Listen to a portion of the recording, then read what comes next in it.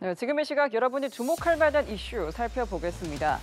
윤석열 대통령이 비상계엄 구상을 꽤 오래전부터 한 것 아니냐는 의혹이 나오고 있습니다.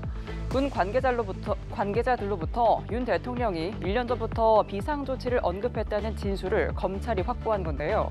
검찰은 이런 진술들을 토대로 계엄 구상의 시작점을 추적하고 있습니다. 김유화 기자입니다. 군 관계자들 진술을 보면 윤석열 대통령이 계엄을 시사하는 발언을 한 건 작년 12월부터로 추정됩니다. 검찰에 구속된 여인형 전 방첩사령관은 지난해 12월쯤 윤 대통령으로부터 어려운 사회 문제를 해결하는 것은 비상조치밖에 없지 않느냐는 취지의 발언을 들었다고 진술했습니다. 이미 1년 전부터 비상계엄을 염두에 뒀을 가능성을 시사하는 발언입니다. 여 전 사령관은 지난 4월 총선 패배 이후에도 윤 대통령이 계엄 이야기를 꺼냈다고 진술한 것으로 알려졌습니다. 지난 12일 대국민 담화에서 윤 대통령이 계엄 배경으로 선관위 전산 시스템 점검을 언급한 부분과 맥이 닿아 있습니다. 지난 24년 4월 총선을 앞두고도 문제 있는 부분에 대한 개선을 요구했지만 제대로 개선되었는지는 알 수 없습니다. 그래서 저는 이번에 국방장관에게 선관위 전산 시스템을 점검하도록 지시한 것입니다. 계엄 구상이 좀 더 구체화된 건 지난 11월이었을 가능성이 제기됩니다. 여 전 사령관은 검찰 조사에서 김용현 전 국방장관이 11월 아펙 정상회의 전 계엄을 할 가능성이 있다고 말했다고 진술했습니다. 곽종근 특수전 사령관 역시 11월에 계엄을 암시하는 말을 들었다고 주장했습니다. 올 6월, 올 10월, 올 11월 함께한 자리들이 3차례 있었고 마지막 회동에서는 계엄이라는 얘기가 나왔다는. 김용현 전 장관을 비롯해 사실상 계엄을 지휘한 군 핵심 관계자 5명의 신병을 확보한 검찰은 구체적인 계엄의 공모 시기와 내용 등을 교차로 확인하는 것으로 알려졌습니다. 연합뉴스TV 김유아입니다. 미국 연방준비제도가 올해 마지막 회의에서 기준금리를 0.25%포인트 내리며 3차례 연속 금리 인하 행진을 이어갔습니다. 금리는 4.25에서 4.5% 수준으로 우리와의 금리 격차는 1.5%포인트가 됐습니다. 연준은 내년에는 속도 조절에 나설 뜻을 시사했습니다. 워싱턴에서 정호윤 특파원입니다. 미 연방준비제도가 기준금리를 한 단계 낮췄습니다. 0.25%포인트 내리며 금리는 4.25에서 4.5% 수준이 됐습니다. 9월과 11월에 이어 3차례 연속 인하로 우리와의 금리 격차는 1.5%포인트가 됐습니다. I would say today was a closer call, but we decided it was the right call because we thought it was the best decision to foster achievement of both of our goals, maximum employment and price stability. 연준은 내년 말 기준금리를 3.9%로 전망했습니다. 지난 9월 전망치 3.4%보다 높이며 내년에는 속도 조절에 나서겠다는 분명한 신호를 줬습니다. 내년 한 해 동안 금리 인하에 나서는 횟수도 기존 4차례에서 2차례로 줄어들 것으로 내다봤습니다. As the economy evolves, monetary policy will adjust in order to best promote our maximum employment and price stability goals. 연준의 매파적 금리 인하는 인플레이션이 다시 기지개를 켜는 조짐 속에 통화정책의 주요 지표인 소비자 물가지수와 생산자 물가지수가 상승 곡선을 그리고 있기 때문으로 분석됩니다. 하지만 트럼프의 복귀가 연준의 셈법을 복잡하게 만들고 있습니다. 트럼프식 초강경 관세 정책과 법인세 인하 같은 공격적인 정책이 미국 경제 전반에 미칠 파급을 예단하기 어렵기 때문입니다. 트럼프 당선인 취임식 이후에 있을 내년 첫 통화정책회의에서 연준이 내릴 결단에 관심이 쏠립니다. 이처럼 연준이 금리 인하의 속도 조절을 시사하면서 뉴욕 증시 3대 주요 지수는 일제히 급락했습니다. 워싱턴에서 연합뉴스TV 정호윤입니다. 미국 연준발 충격에 원달러 환율이 치솟았습니다. 환율은 오늘 주간 거래 기준 전장 대비 16.4원 급등한 1,451.9원으로 거래를 마쳤습니다. 이는 글로벌 금융위기 당시 2009년 3월 이후 15년 9개월 만에 최고치입니다.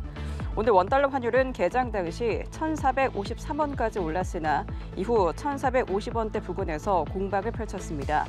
미국 연방준비제도가 내년 금리 전망을 이전보다 높게 전망하면서 달러 가치가 급등한 영향입니다.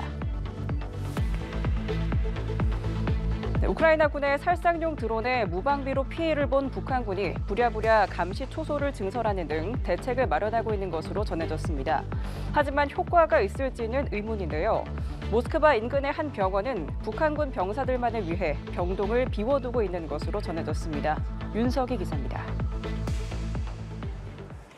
우크라이나군 드론에 포착된 북한군 추정 군인입니다. 타격 여부를 결정하기 위해 드론이 주위를 맴돌고 있지만 물끄러미 바라만 볼 뿐입니다. 눈 덮인 허허 벌판을 군인들이 일렬 종대로 이동하고 있습니다. 드론 공격이 시작되자 황급히 몸을 피해보지만 숨을 곳은 없습니다. 우크라이나 정보총국은 현지 시간으로 17일 북한군이 드론 공격의 피해를 줄이기 위해 감시 초소를 추가로 설치하기 시작했다고 밝혔습니다. 또 북한군이 최대 6명의 소규모 단위로 분산해 집결지로 이동하고 있다고 전했습니다. 속수무책으로 당하고 있는 드론 공격의 피해를 최대한 줄여보기 위한 후육책으로 풀이됩니다. 최근 북한 병사들이 우크라이나 전선에 본격 투입되고 있지만 드론 등 낯선 무기에 제대로 대응하지 못해 피해를 키우고 있습니다.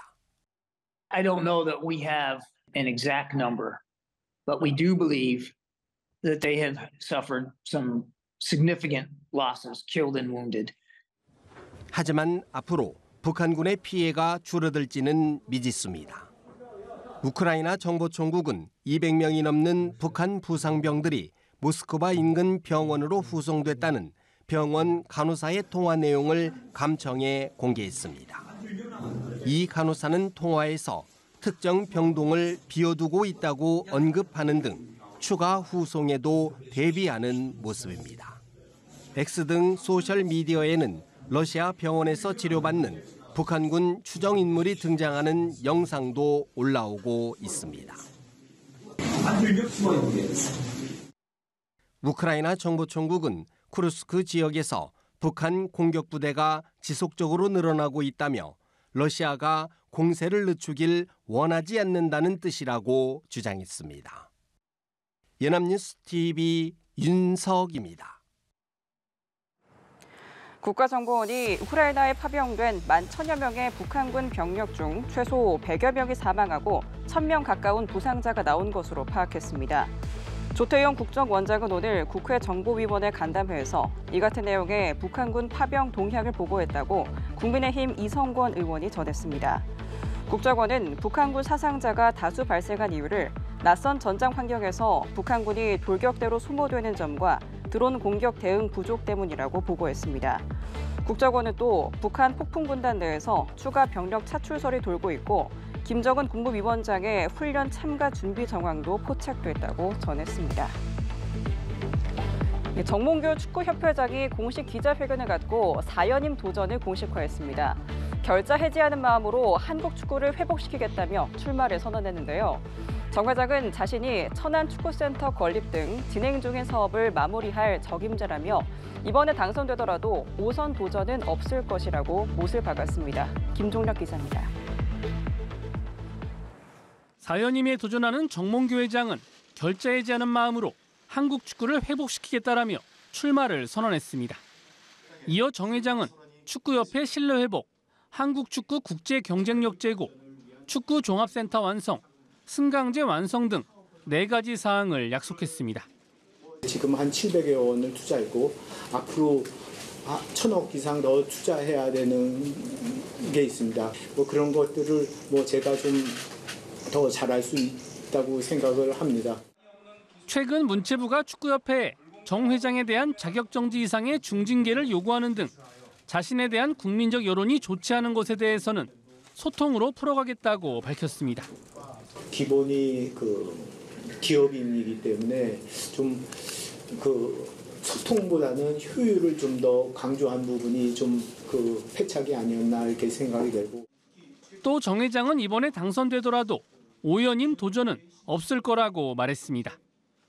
뭐 더 이상 뭐 여기 뭐 축구에 대해서 제가 더 할 가능성은 없다고 생각이 됩니다. 정 회장은 축구협회장 선거 출마 의사를 밝힌 허정무, 신문선 후보와 공약이 공개된 뒤 공개 토론을 할 의향이 있다고 밝혔습니다. 제55대 축구협회장 선거는 오는 25일부터 사흘간 후보 등록을 거친 뒤 다음 달 8일 치러집니다. 연합뉴스 TV 김종혁입니다. 네, 오늘 아침 출근길은 영하 10도 안팎을 보이며 올겨울 들어 가장 추웠습니다. 오후부터 추위가 풀렸지만 내일부터는 전국 곳곳에 눈이 내리겠습니다. 토요일까지 중부지방에 최대 10cm의 많은 눈이 예보됐는데요. 주말에 눈비가 온 뒤 다시 한파가 예상됩니다. 이마경 기자입니다. 목도리 같은 방한용품이 없어도 바깥 활동에 무리는 없지만 시민들의 손엔 따뜻한 음료가 들렸습니다. 큰 폭으로 떨어졌던 기온이 다시 오르며 예년의 겨울 날씨를 되찾았습니다. 하지만 한파가 잠시 풀리자 폭설이 예고됐습니다. 서해상에서 만들어진 눈구름대가 바람을 타고 한반도로 밀려오면서 금요일 오전부터 서해안에 비나 눈이 내릴 것으로 보입니다. 밤에는 서울을 포함한 수도권 등 전국 곳곳으로 확대될 전망입니다. 시간당 최대 3cm의 강한 눈이 쏟아지며 중부지방에는 대설특보가 내려질 수 있겠습니다. 20일인 금요일 밤부터 21일 토요일 낮 사이에 서쪽 지역을 중심으로 비 또는 눈이 예상되고 있습니다. 특히 기온이 낮은 내륙 중심으로는 최대 10cm의 많은 눈이 예상되니 유의하시기 바랍니다. 강원 남부와 전북 동부에 최대 10cm, 경기 남동부와 충북 북부에 최대 8cm, 서울에도 5cm 안팎의 눈이 내려 쌓이겠습니다. 눈이 그친 뒤 토요일 밤부터는 찬 대륙 고기압이 확장하면서 다시 기온이 뚝 떨어지겠습니다. 서울과 세종 영하 7도, 춘천 영하 12도 등 전국에서 영하권 추위가 나타날 전망입니다. 기상청은 이후 다시 기온이 올라갔다 내려가기를 반복하면서 전형적인 사만사운의 겨울 날씨가 나타날 것으로 내다봤습니다. 연합뉴스 TV 임하경입니다.